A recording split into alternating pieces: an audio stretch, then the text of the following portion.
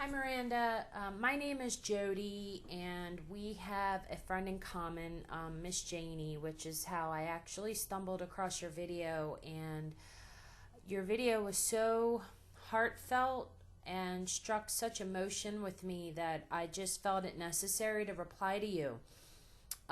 First of all, just let me give you a smile and let me give you a hug. I'll give you a big hug. That's from me to you. And I had gastric bypass surgery April 16th of 2008. So Saturday will be 4 months since I've had surgery. And it has not been an easy road. Took me 18 months to actually get the surgery. So it was quite a battle doing all the pre-approval stuff and all of it. I battles with my surgeon's office. It was... if I didn't have any strength, I would have never gotten through that. So something you said when you said that you weren't strong, give yourself more credit, because you have to have strength to get to where you're at right now. You wouldn't be on the pre-op diet if you didn't have strength. The pre-op diet is a guideline. To label foods good or bad, or to say you cheat or fell off the wagon, there are really counterproductive words and phrases that my therapist would tell you. She actually wouldn't even let me use that verbiage. So I'm just going to share with you a little bit that I've learned. I was diagnosed with binge eating disorder approximately 6 months ago, and I began therapy 2 months pre-op, and I've stuck with it. I'm now 4 months post-op. There is something that I have learned recovering from an eating disorder, which is I can't beat myself up about what I did yesterday. I can't worry about tomorrow. And the only thing I can do for myself is to just take life one day at a time. And more importantly, being somebody recovering from an eating disorder, it's got to be beyond one day at a time. It's got to be one moment at a time, and for me, one meal at a time. So accountability is important, and you're only accountable to yourself, sweetie, because you're in this battle for your life.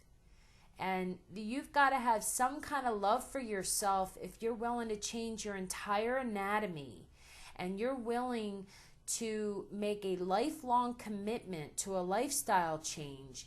There's love for yourself somewhere inside of you, and you know you're deserving of this surgery. I hope you know that you are. I think you are. We all are. And the accountability that you have is ultimately to yourself. And I applaud you for sharing your innermost thoughts and really bearing your soul to the community here on YouTube. That's hard to do. So you should be very proud of yourself. And I bet you that you've put a lot of other people at ease because you had the courage to speak out for what I'll bet you just about any pre-op person feels and thinks and bottles it up inside of them. So be proud, because that's a huge accomplishment. But back to the accountability, I food journal everything. And I started the food journal to just track my protein, and it just blossomed into a little bit more than that. It's blossomed into me tracking how many grams of protein I get, how many ounces of water I drink, how much food I'm eating, when I eat, and exactly what I'm eating. You know, even if I eat crap food that has no protein value whatsoever, it still gets marked down in that food journal. I'm not a calorie counter or carb counter or fat counter as other people who do the daily plate and fit day and all that. I refuse to transfer my addictions from one to another. So I'm not going to go from binge eating to watching every morsel of food that crosses my lips to me, that's not the quality of life I'm looking for. It's great for other people. I'm not knocking them, but it's just not for me. But I do hold myself accountable, because what the food journaling does for me is when I go to the cabinet and I do grab that bag of pretzels, and I'll get like reduced fat cream cheese, and I'll dip the pretzels in the cream cheese. Granted, 5 pretzels and I'm full, but that's still 5 pretzels full of carbs that I shouldn't be eating. The cream cheese probably isn't that bad, but it is when you're mixing it with pretzels. And I have to force myself to go write it down. So I know darn well I'm making a not so great food choice before the pretzels even leave the kitchen. But life is about moderation. And we're not little robots that you can just push a button and say, here, eat this, eat that, eat when I tell you to, eat what I tell you to, when I tell you to eat it. I mean, that's just unrealistic. So, you know the benefits of being on the pre-op diet. I mean, you understand it's to shrink your liver. I will agree that going through carb withdrawal pre-op is probably the smartest thing you can do, because you're not going to want to come out of surgery and then you will go through head hunger. A week out or 2 weeks out, your head's going to be screaming, I want food, but your stomach's going to be like, no way.